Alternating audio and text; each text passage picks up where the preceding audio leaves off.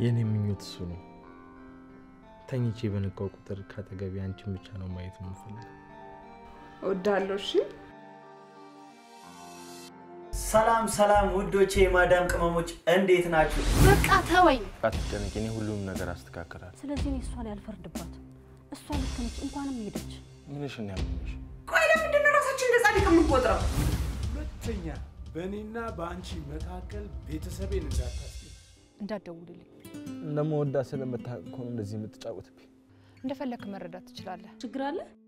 አባባ ፍጠን እባክህ